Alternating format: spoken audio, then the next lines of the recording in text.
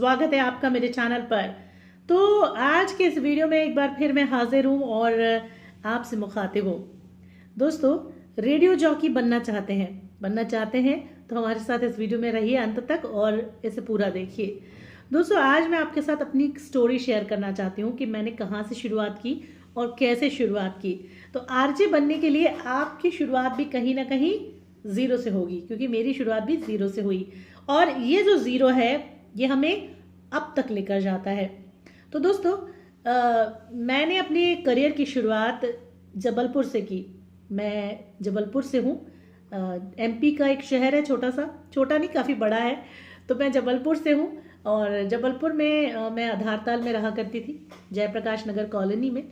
और मैं वहाँ पर 84 में पहुँची थी। तब मैं मेरे ख्याल से 4th या 5th में थी, काफ़ी छोटे थे हम।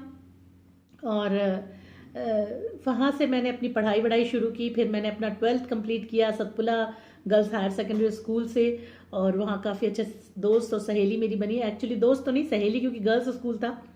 फिर मैंने गर्ल्स कॉलेज होम साइंस में एडमिशन लिया, वहाँ मैंने अपना ग्रेजुएशन कंप्लीट किया। इतने समय तक मैंने इतने समय तक कभी कोई भाषण या कोई ऐसे इवेंट में पार्ट नहीं लिया जहाँ पर मुझे बोलने का कोई मौका मिले। लेकिन हाँ, इस दौरान मैंने डांस के कई शोज़, मतलब मैंने पार्ट लिया डांस में, क्योंकि जैसे अपने कॉलोनी में जो फंक्शंस होते हैं, जो हमारे कायस्थ समाज के होते थे, उसमें मैंने डांस में पार्ट लिया। फिर मैंने कॉलेज में पार्ट लिया डांस में। लेकिन बोलने का कोई भी, जैसे उद्घोषणा करना या बोलना या फिर भाषण देना, ऐसा मैंने कुछ नहीं किया था। लेकिन हाँ, मुझे रेडियो सुनने का बहुत शौक था मुझे रेडियो सुनने का, और मैं काफ़ी ज़्यादा रेडियो सुना भी करती थी। इस दौरान रेडियो मेरे पास थे, कम से कम 10-15 रेडियो तोड़े भी मैंने सुनते सुनते। उस समय मोबाइल्स तो देखिए हुआ नहीं करते थे, कि हम मोबाइल में सुन लें, है ना, और ना ही कोई कान में लगाने के लिए हमें लीड वगैरह मिल जाती थी। रेडियो हुआ करता था, तो ट्रांजिस्टर जिसे कहते हैं, इससे थोड़ा बड़ा होता था। तो वो ट्रांजिस्टर को कान में रख के बिल्कुल बिल्कुल लो साउंड करके, ताकि घर में उस रूम में भी किसी और को सुनाई ना दे, सिर्फ मुझे सुनाई दे, तो मैं गाने सुना करती थी। मुझे बहुत पसंद थे। और मेरे घर में भी हिंदी अच्छी बोली जाती थी। मेरी मदर अच्छा हिंदी बोलती थी, मेरे फादर भी अच्छी हिंदी बोलते थे, और हम सारे बच्चे भी घर में अच्छी हिंदी बोलते थे। अच्छी का मतलब होता है जिसमें उच्चारण अच्छा होता है, क्लियर होता है, बिल्कुल वैसा ही खड़ी बोली जिसे कह सकते हैं। फिर उसके बाद हम बाहर भी नहीं खेलते थे दूसरों के साथ, तो हम लोकल लैंग्वेज भी नहीं सीख पाए। लेकिन हाँ, घर पे रहते थे तो अच्छा हिंदी हमारा रहता था। फिर जब कॉलेज कंप्लीट हुआ, फिर मेरे फादर का ट्रांसफ़र हुआ कानपुर, फतेहगढ़ हुआ, तो वहाँ कानपुर यूनिवर्सिटी थी, तो मैंने वहाँ से एमए करा। एमए में जाने के पहले एक दिन मैं रेडियो सुन रही थी, तो रेडियो में अनाउंसमेंट हो रही थी कि रेडियो पर अगर आप अपना वॉइस देना चाहते हैं, काम करना चाहते हैं, अगर आपके अंदर टैलेंट है, कला है, आप बोल सकते हैं, तो आप रेडियो प्रेजेंटर के लिए या कंपेयर के लिए अप्लाई कर सकते हैं। तो पहले 2-3 बार मैंने वो सुना, लेकिन मुझे समझ में नहीं आया। फिर एक दिन मैंने गौर से सुना, तो मुझे लगा कि ये रेडियो पे आवाज़ देने यानी रेडियो पर काम करने का कुछ है। तो मैंने उसका एड्रेस वगैरह नोट किया, जो भी उसमें रूल्स वगैरह बताए थे वो किए, और मैंने अपना पूरा बायोडाटा रिज्यूमे बनाया और अपने डॉक्यूमेंट्स लगाए, और मैंने सोचा चलो मैं भेज देती हूँ। ऐसे में ही जब मैं ये कर रही थी, तो मेरी बहन ने भी कहा मैं भी करूँगी, क्योंकि वो मेरे साथ साथ पीछे पीछे वही करती थी जो मैं करती थी। तो हम दोनों ने ही जाकर पोस्ट ऑफिस में जाकर उसको बनू के मतलब डाक से भेज दिया। चला गया वो। फिर हमारा ट्रांसफ़र हो गया और हम यहाँ से मम्मी पापा के साथ अपने फतेहगढ़ शिफ्ट हो गए, और 1.5 साल हम फतेहगढ़ रहे। जब हम फतेहगढ़ से वापस लौटे, तो उसके 2-3 महीने के बाद हमारे घर पर एक चिट्ठी आती है आकाशवाणी से, और उसमें लिखा होता है कि आपका वॉइस टेस्ट है, यानी ऑडिशन है। तो कभी बोला वाला तो था नहीं, लेकिन फिर भी चलो ये सोच के कि चलो कर ही लेंगे, चले गए। मम्मी से आशीर्वाद लिया और चले गए। और वहाँ जाकर जब ऑडिशन का, जो भी हमें ऑडिशन का मतलब परीक्षा का जो हमें पेपर मिला था, उस पेपर को जब पढ़ा तो उसमें बहुत सारी चीज़ें थी। पर यह था कि मैं सुनती थी वो शो, उसमें कई सारे मेरे फेवरेट प्रेजेंटर्स भी थे, कॉम्पेयर्स भी थे, तो मैं वो सुनती थी। तो मुझे मालूम था फॉर्मेट क्या है शो का, जिस शो के लिए हम गए थे, और उस शो का नाम था युवाणी, युवाओं के लिए। ऑब्वियसली हम यंग हो चुके थे, 22-23 साल की उम्र थी हमारी उस समय, 2000 की बात है।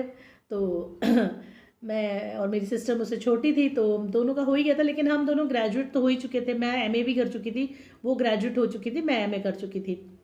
और 22 के करीब मेरी एज रही होगी उस समय।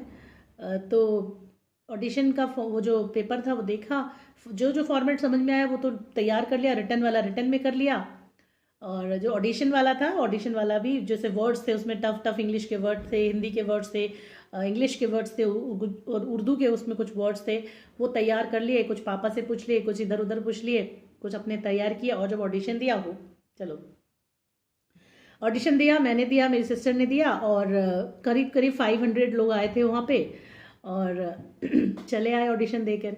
बिल्कुल भी उम्मीद नहीं थी कि हमारा सिलेक्शन हो जाएगा, बट इत्तेफाक देखिए कि पहले ही राउंड में सिलेक्शन हुआ।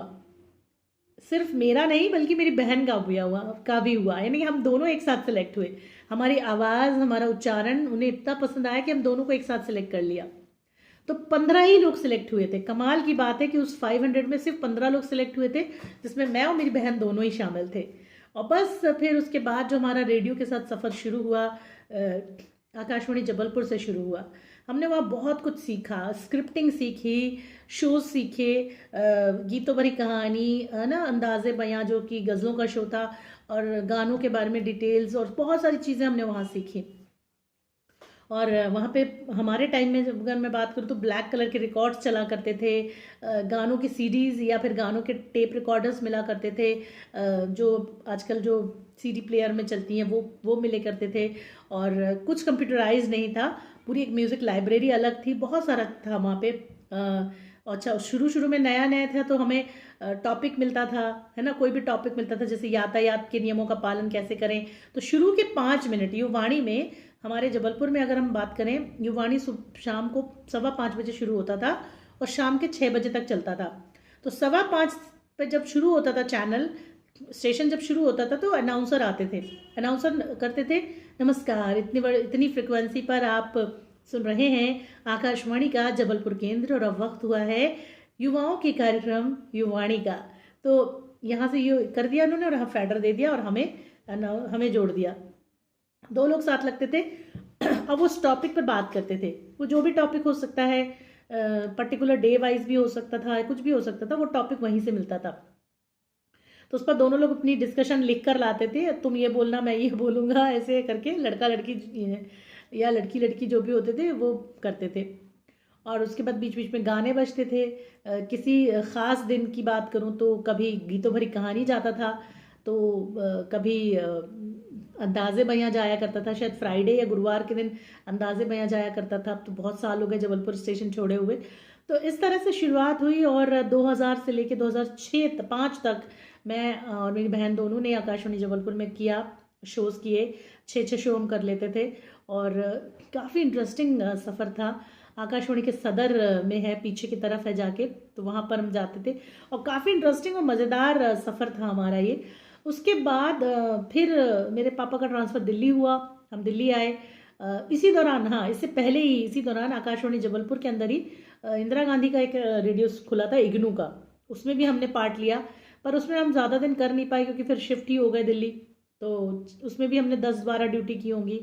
और फिर जब जबलपुर से दिल्ली शिफ्ट हुए तो सोचा कि दिल्ली आकाशवाणी में जाएं। इतना बड़ा है दिल्ली आकाशवाणी की, माय गॉड। आकाशवाणी जबलपुर कितना छोटा था। हम एक रूम में मान के चलिए थर्सडे फ्राइडे, बल्कि वेडनेसडे थर्सडे और फ्राइडे हमारे यहाँ इतनी भीड़ लगती थी उस वेटिंग रूम के अंदर, क्योंकि सब लोग आते थे अपना सैटरडे और संडे का प्लान करने के लिए। और सैटरडे संडे में काफ़ी क्योंकि छुट्टी होया करती थी तो ऑफिस बंद होते थे, गाने नहीं मिलते थे। सीडी प्लेयर अगर आपको इशू कराना है तो आपको वेडनेसडे थर्सडे और फ्राइडे में आना पड़ता था। तो इतनी भीड़ होती थी, सब एक दूसरे से मिलते थे, एक दूसरे को जानते थे। लेकिन वही आकाशवाणी दिल्ली में ना कोई किसी को जानता है, ना कोई किसी को पहचानता है। शोज़ का कोई वो नहीं है, कब लोग आते हैं करके चले जाते हैं, कुछ भी पता नहीं चलता। तो जब दिल्ली आए तो यहाँ पर सबसे पहले हमने DTH ज्वाइन किया, युवाणी भी किया। यहाँ पर युवाणी शो नहीं था, एक पूरा स्टेशन था। यानी 6-7 घंटे का स्टेशन था, तो वो भी किया। हालांकि अब तो दिल्ली में बंद हो चुका है वो, लेकिन अब डीटीएच में भी शायद बंद हो गया है, लेकिन युवाणी बंद हो गया है।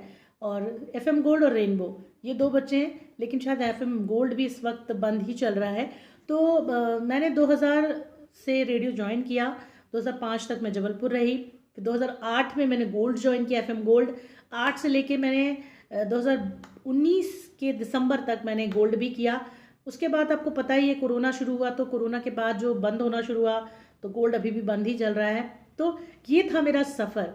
और ऑडिशन का तरीका वही होता है, आपको एक पेपर दिया जाता है, पेपर में सवाल होते हैं उस चैनल से रिलेटेड, उसके शो से रिलेटेड, और कुछ शब्द होते हैं, कुछ लेटर्स होते हैं, और कुछ पोएम्स होती हैं, कुछ कहानियाँ होती हैं, उन्हें आपको पढ़ना होता है। उसमें आपके उच्चारण देखे जाते हैं, आपका पेस, इंटोनेशन, डिक्शन, आपकी एक एक चीज़ उसके अंदर ऑब्जर्व की जाती है। जब वो सब कुछ अच्छा लगता है सुनने वाले को, तब फिर वो ऑडिशन से आपको सिलेक्ट करते हैं। और अब रिटर्न भी होने लगा है, ऑडिशन भी होने लगा है, और इंटरव्यू भी होने लगा है। तो अब 3 फेज होते हैं, तब जाकर आप सिलेक्ट होते हैं as a voice over artist या आरजे। तो आपको ये सफ़र जो है इतना इजी नहीं है, आपको इसके लिए ट्रेनिंग भी लेनी चाहिए, लेनी पड़ती है। तो अगर आप ट्रेनिंग लेना चाहते हैं तो जुड़िए मेरे साथ। और ट्रेनिंग की फ़ीस है दोस्तों आप महीने की फ़ीस मुझे दे सकते हैं 3000 रुपीज़ फॉर 8 क्लासेस, 8 सेशंस। और अगर जुड़ना चाहते हैं तो आप मुझे व्हाट्सअप कीजिए, मेरा डिस्क्रिप्शन में एक व्हाट्सअप नंबर है, आप मुझे व्हाट्सअप कीजिए, मेरे साथ ट्रेनिंग लीजिए और अपने आप को इम्प्रूव कीजिए। और इसके अलावा ये तो रेडियो की बात हो गई। फिलहाल अगर कोरोना के टाइम की बात करें तो ऑनलाइन ऐसे कुछ प्लेटफॉर्म है जहाँ पर आप काम करके इम्प्रूव कर सकते हैं और सीख सकते हैं। तो आपको ये स्टोरी कैसी लगी मुझे ज़रूर बताइएगा। फिलहाल इस वीडियो में इतना ही। धन्यवाद, शुक्रिया, नमस्ते।